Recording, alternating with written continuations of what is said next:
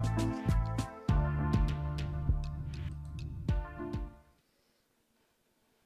right, hello everyone, and welcome. Crash here. This is RTA Motorsports, and today we're going to be unboxing. I'm going to give you my first impressions of this here. This is the Chimaera Racing CR5 dashboard. I'm doing this live because we haven't done a live stream in a little while, and honestly, I missed you all. So let's go through, let's hang out, let's check this out. If we have enough time, we'll get it connected and we'll just kind of see how things are working. Definitely stay tuned for the full review. Now, there was some pictures that I leaked on the channel about a week or two ago on the community tab. And just as a disclaimer, this is the second CR5 that we've received from Chimaera Racing. The first one, there was an issue with it. I'm going to go into how I actually purchased this, and I'll go into a lot more detail when the review comes out. But their customer service was great. Just to put it out there, he responded to my emails very quickly, and he got another unit out to us really fast. This was not given to me for a review. I purchased this with my own money, so definitely kudos to Chimaera Racing for that. But we'll go into that into more detail when the review comes out. Let's just unbox this together and see what it looks like. And everyone, I do have chat up, so if you want to jump into chat, definitely do so. Let's make sure that's all working there.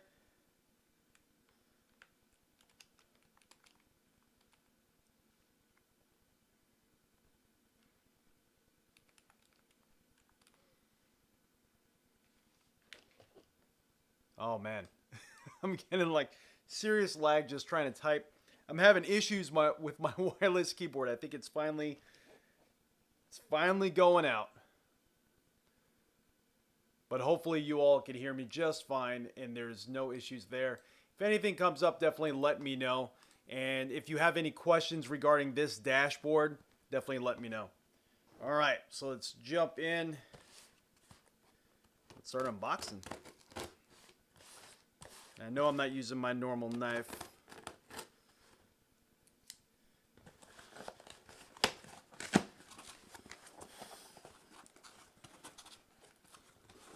Okay, so here's the packaging here. You first open it up, you kind of see that you could see everything is really packed really well there. Lots of bubble wrap on the inside. You also have a little sticker or just a little tag here, a little piece of paper with their website, Chimaera Racing, www.chimaeraracing.com. They have a little QR code there that goes to their site. And yeah, let's make sure I'm doing this where that camera there could see. All right. Little packing bag. And yeah, so that is it. This is the whole unit here.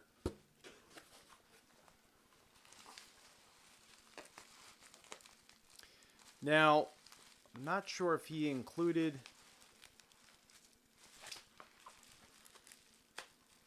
We'll see. We'll go into it.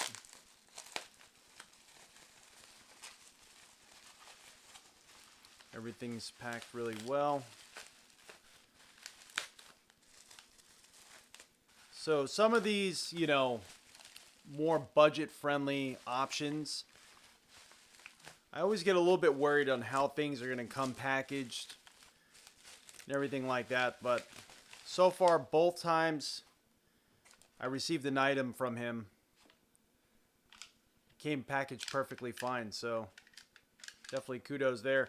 So this is how it's coming out of the bubble wrap here. You could see the front has a nice piece of foam protecting the screen there. So I don't really suspect that there'll ever be any issues with anyone unless someone steps on a box, maybe, I don't know. But yeah, that came really packaged really well there. In the back, you see this cardboard box. Now, he already has the USB cable pre-installed. The USB cable is, of course, removable. You could replace it, but it's already pre-installed in the back of the device there, and it's wrapped up inside this cardboard box, so that way it's not getting thrown around inside the box or tangled up or anything like that. So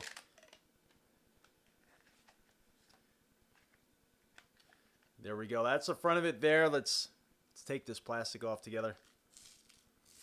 There we go. Look at that. So this is a 5-inch screen. And then let's take this USB cable out.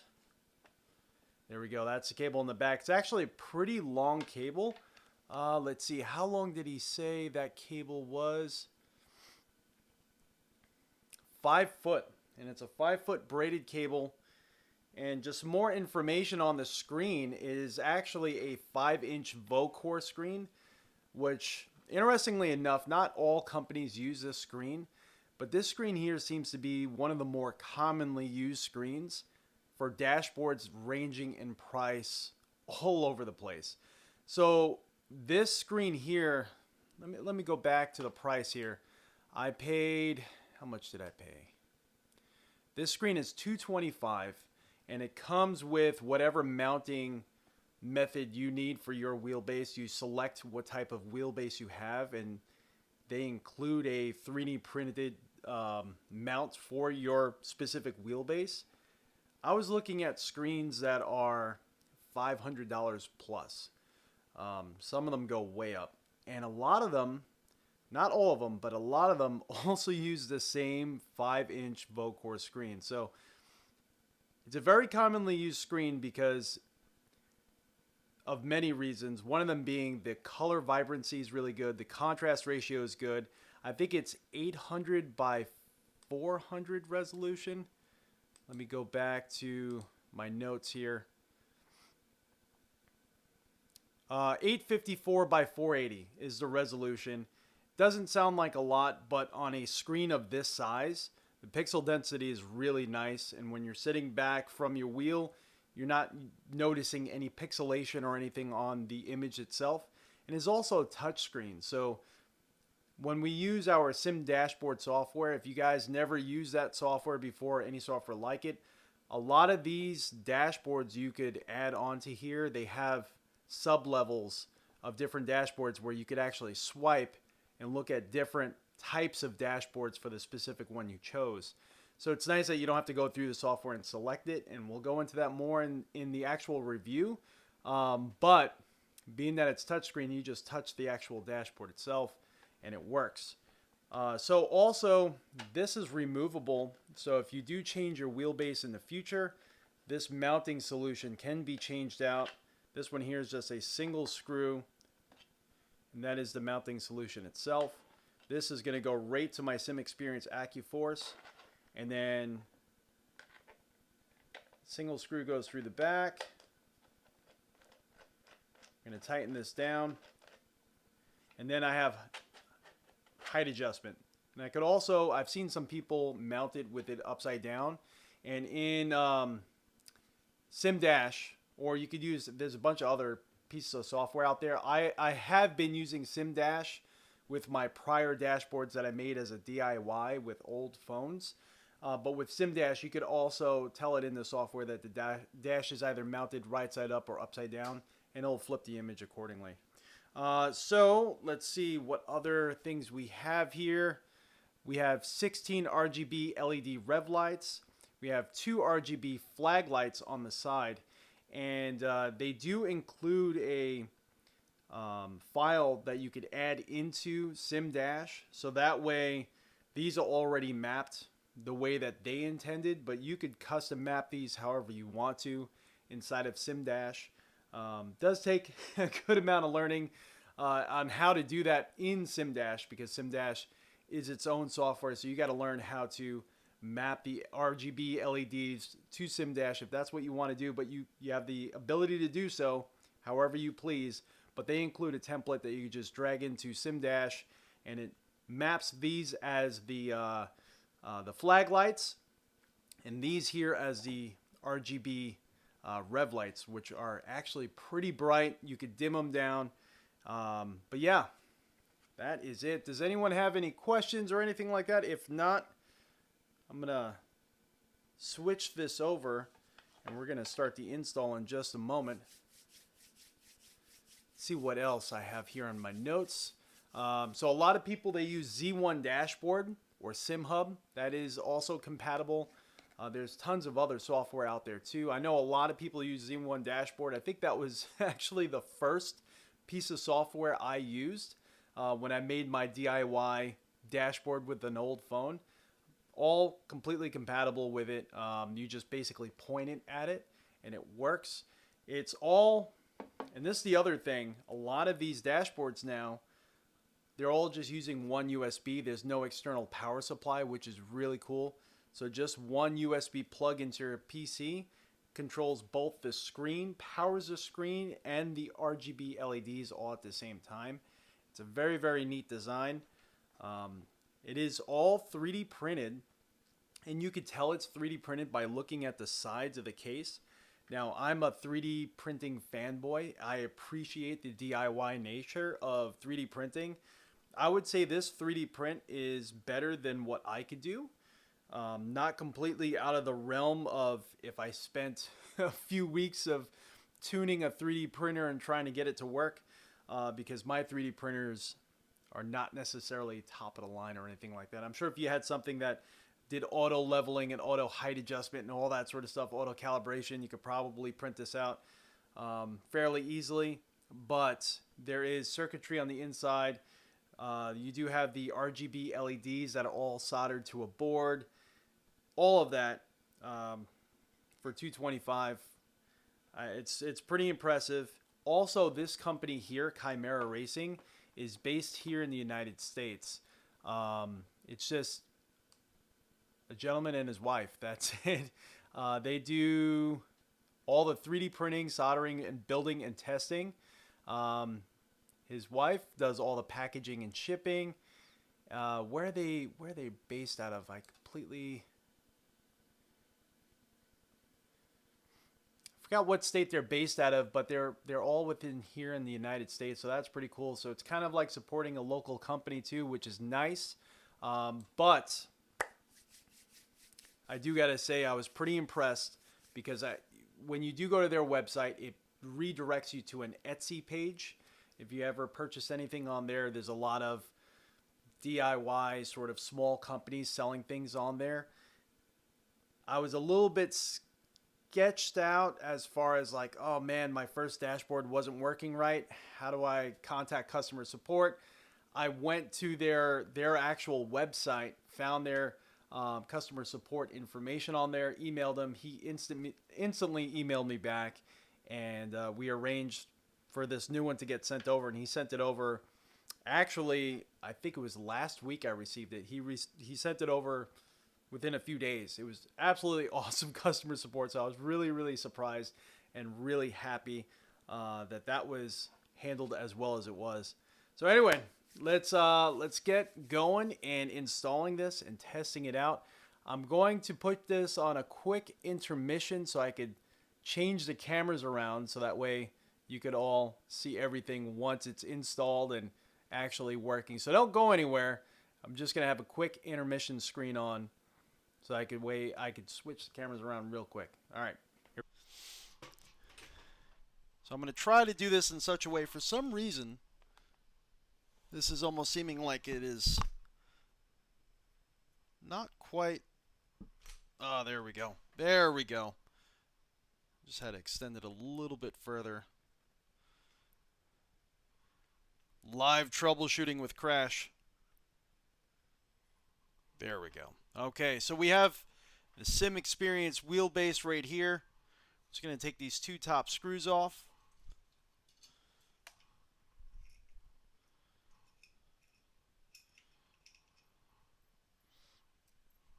Dropped one of the washers.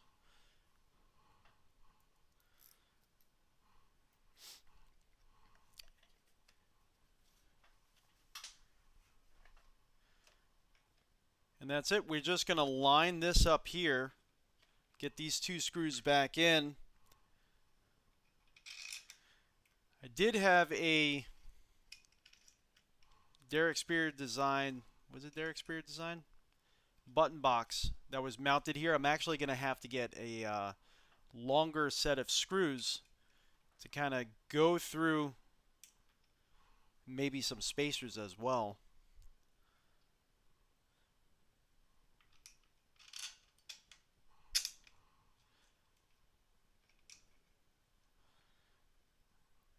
go through both sides of this and actually mount both accessories. Let's see if this is the right size. Yes, it is. I'm just going to cinch it down just a little bit.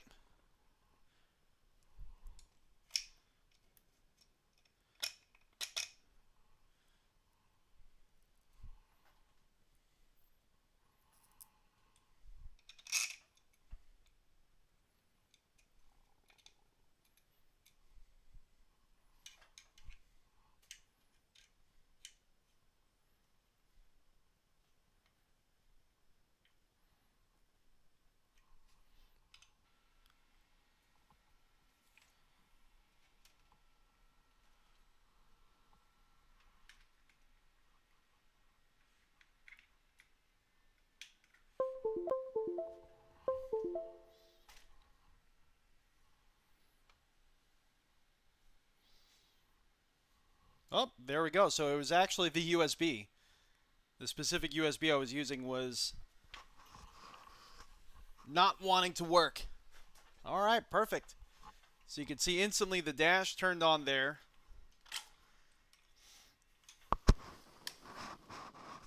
Might even be this extension cable that I use for my steering wheel causing all the issue. Very, very possible. Let's change this out.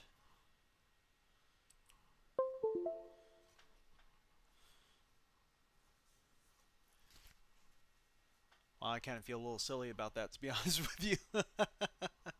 But yeah, within the software here, if you go to Dash Studio,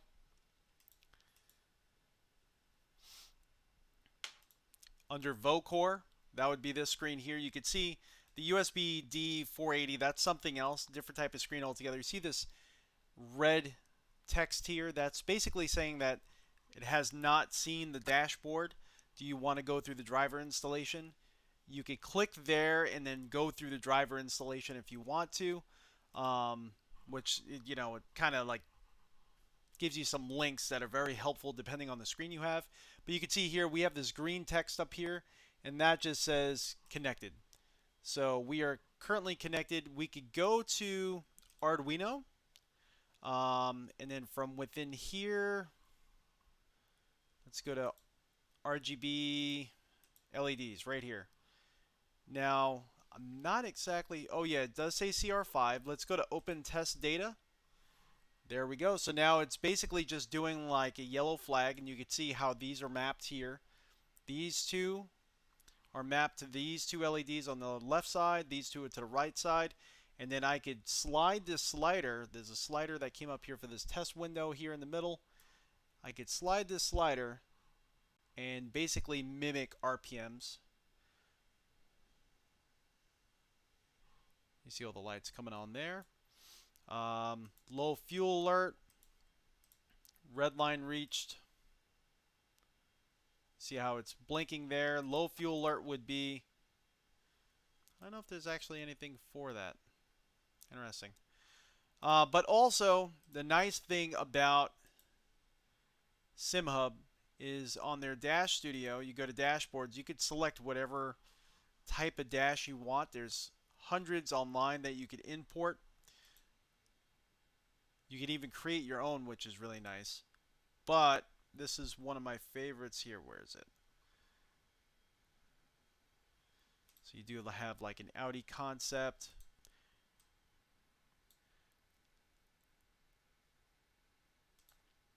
I just leave it on the Iracing one. And then if I'm using an incompatible car, I go back into SimHub and then change it to whatever one I have. This Iracing one is created by a third party. There's a bunch of cars, bunch of templates built into it, which is really nice, and it automatically syncs it up with whatever car you're jumping into.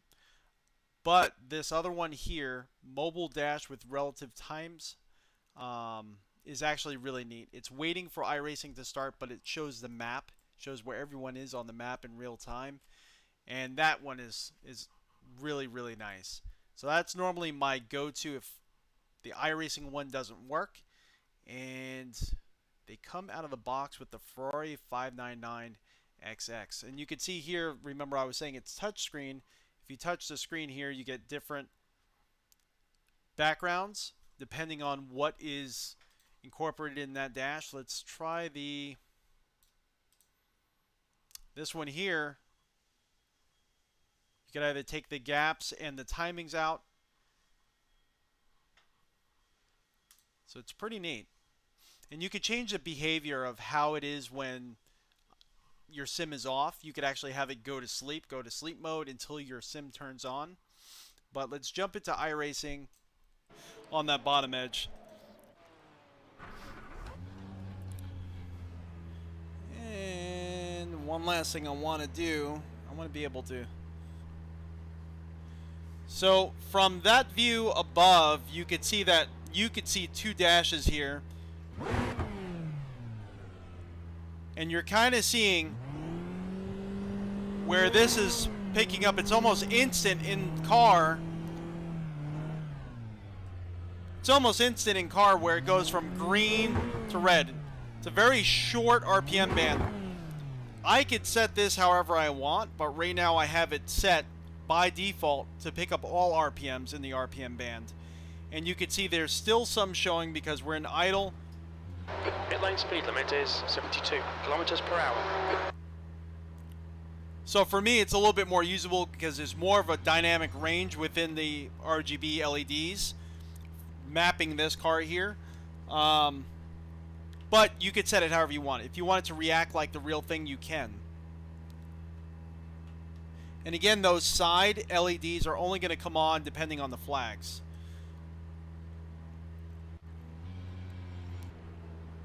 So that's actually not too bad. That's not too horrible at all.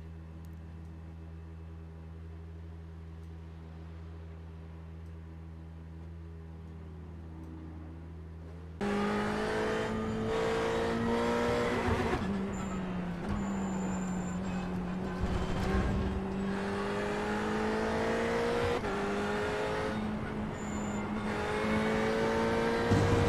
got 3 laps to serve this penalty.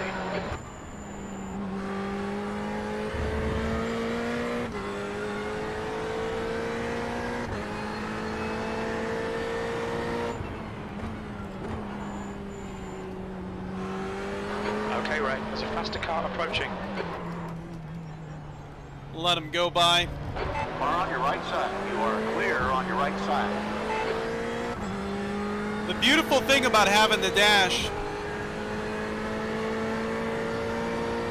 is it's always there and it's always crystal clear. And the nice thing also is you can get your FOV and your body position set up in your sim rig with the virtual car around you. So that way it actually mimics what you would experience in the real thing. When you get everything set up just right, you actually fool your brain that much more, which is kind of the point of immersion, right?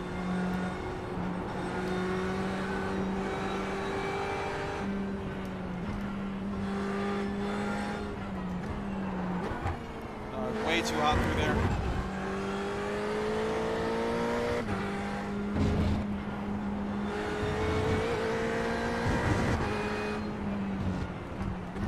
So you're not having to sacrifice Sector 1 at 7.4, off the pace.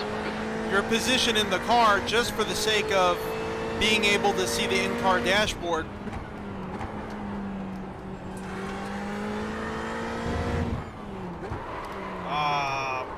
Way too hot through there. We went off. Let's go back to the pits. From my point of view, my dashboard right up. Someone else slid off right behind us and got us.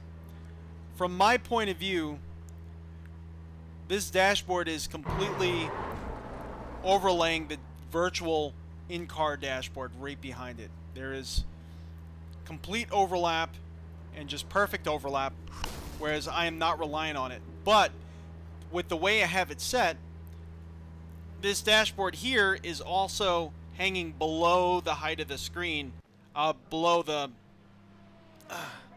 bottom of the screen. So that way, I'm actually getting a little bit more real estate than I would.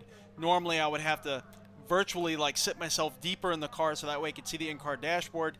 And being that the in-car view kind of moves a little bit in the default Iracing graphics files, I mean, I think that's something you could adjust to, the camera shake. But being that it moves a little bit, some things are getting cut out depending on where you are. So sometimes it's hard to see like how much fuel you have left depending on the car you're using and the dashboard you're in.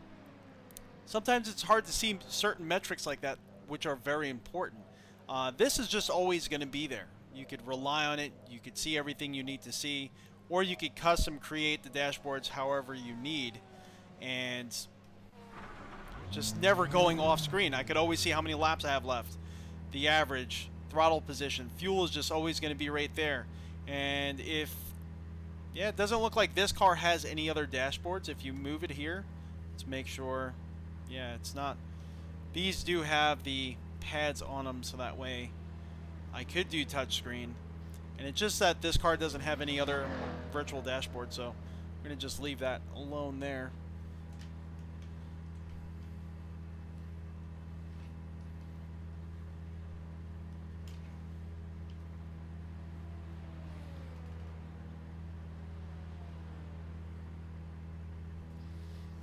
Alright, let's try it again. So again, pit speed limit. It tells me what my pit speed is right here. Nice screen pops up. LEDs are very clearly indicating we have the pit speed limiter on. There's a car approaching. Stay behind the white line.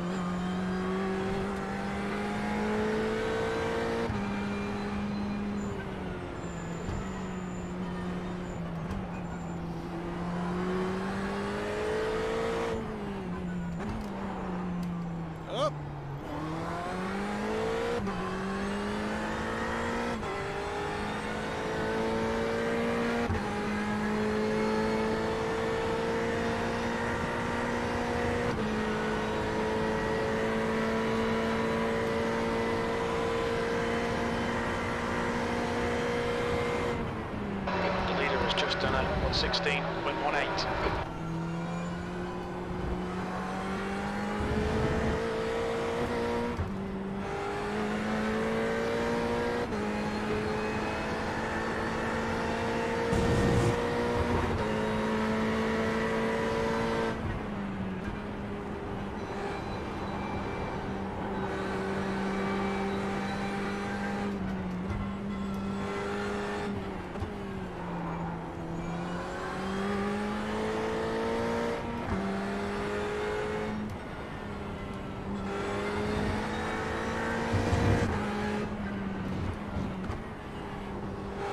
Faster class car behind.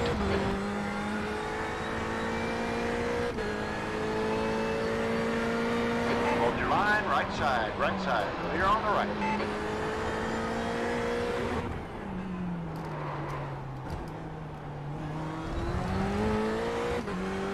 Almost overcooked that one.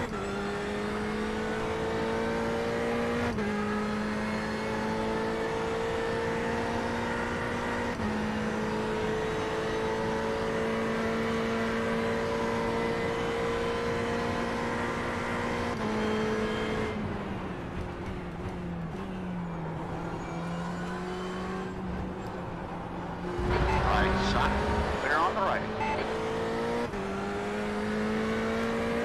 That's another thing, this software with this dash combination is really nice. Right and left side, 8th place. both the inner and outer LEDs on the rev range will blink independently of the other LEDs to warn me that there's a car on the inside or outside. So I get a visual representation of that too, which is a really nice tool to have. Okay, Ray, there's a faster class car approaching. Left side, clear left.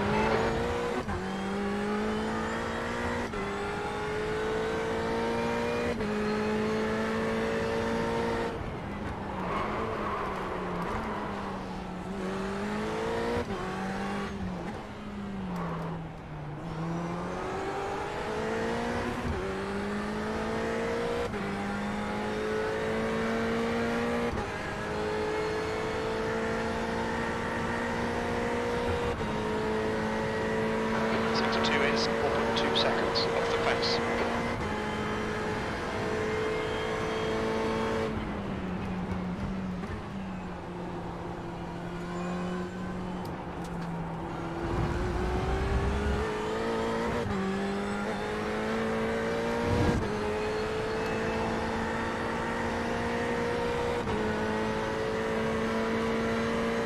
With your quickest lap in this session, you're now 8.2 off the pace. Sector 3 is 1.1 seconds off the pace.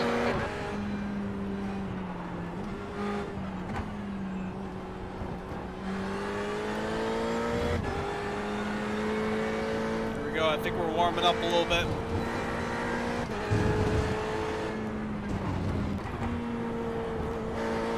Sector 1 is 1.9 off the pace.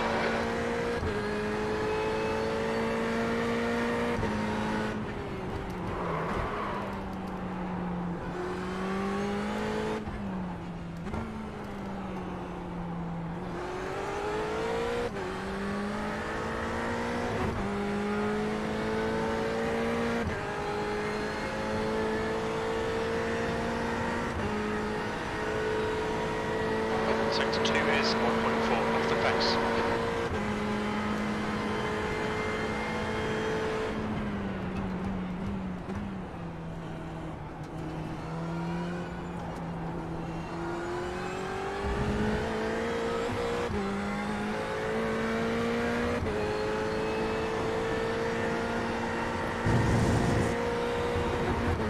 Do one more lap here and then let's spit in. That's your fastest lap. Sector 3 is 1.3 off the pace.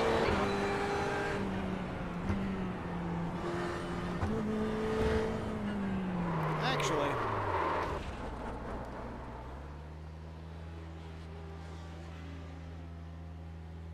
a few other things I wanted to test here. Let's see.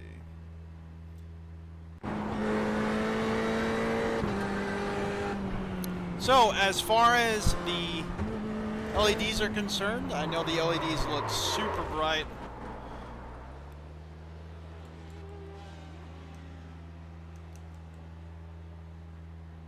Let's see, where is SimHub? Right here. There we go. Boom. So we do have peak brightness all the way at 255. We can actually lower that down a little bit. Let's see. I think this is just going to be for the screen itself. Yeah, so we can lower the brightness of the screen down, which I like the screen to be all the way up. Arduinos, let's see. Oh, the brightness is only at 50%.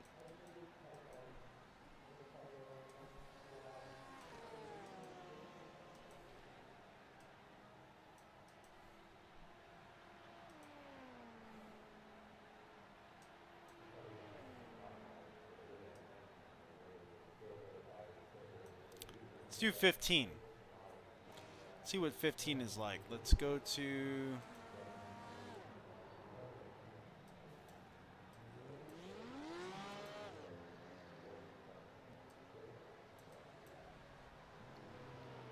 Yeah, that's a lot less bright. Let's see. Yeah, it's not quite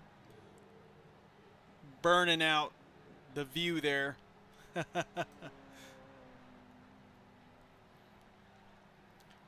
even go a little bit lower.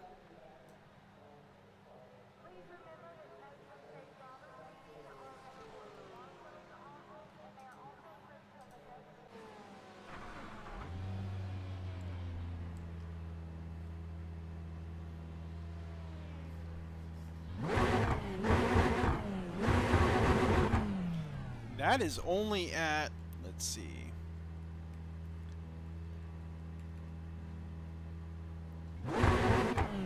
It's only at 8% brightness. If we crank this thing up, I mean, it's going to look crazy. Let's see.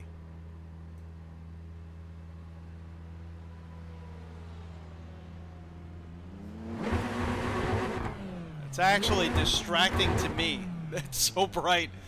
Yeah, that's no good. That's way too bright. Let's see. Let's bring this back down.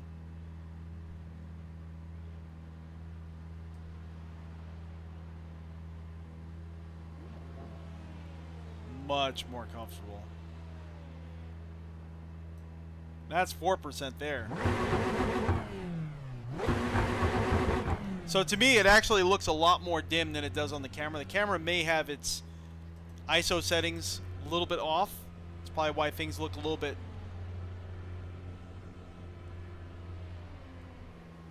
odd in stream right now, as far as it doesn't look as good as it normally does. Like you can kind of see the brightness up here. So my ISO settings are a little bit off, but the main focus of today was this dashboard here. And I do got to say I'm very impressed with how it worked. Again, we did have that little bit of an issue when we were just plugging it in now, just because of a USB issue. That was quickly resolved. I realized what the issue was, and we're good to go otherwise. But if we would have plugged it into a working USB, I really do think it's this cable here. Maybe the data is not working as well or anything like that. It needs to be a high quality USB cable, and that's why he supplies a USB, so that way tries to eliminate a lot of those issues. So plugging it into a USB extension is kind of a risk at that point to even see if it'll work. But it is a 5-foot long cable, so really shouldn't need an extension in the first place. That being aside, once I plugged it directly into the PC, you all saw how well it worked, how fast it worked. And overall, I am very impressed with this dashboard. Definitely, I'm going to test it for a while before we do the full review. Full review will be a normal video, so just stay tuned for that. I want to see if we maybe can try some other softwares and see how it responds with other softwares.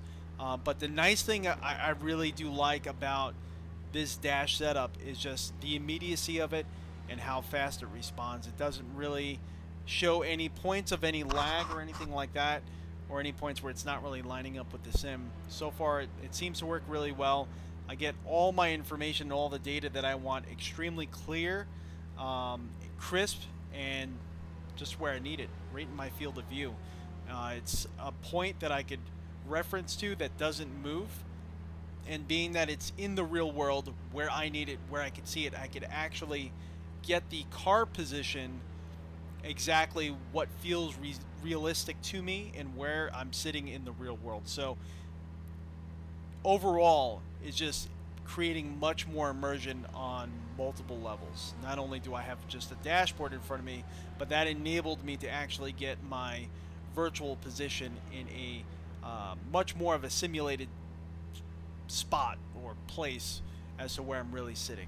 But everyone, I'm Crash, this is RTA Motorsports. Thank you so much for joining in and hanging out during this live stream. I hope to be doing some more pretty soon. We'll get all the cameras kind of situated correctly and test this dashboard out even more. But yeah, hopefully I'll get this ISO setting with this camera fixed there, because it does look a little washed out. Everyone, have a great day, have a great weekend. Stay safe, stay happy, and I'll catch you all next time.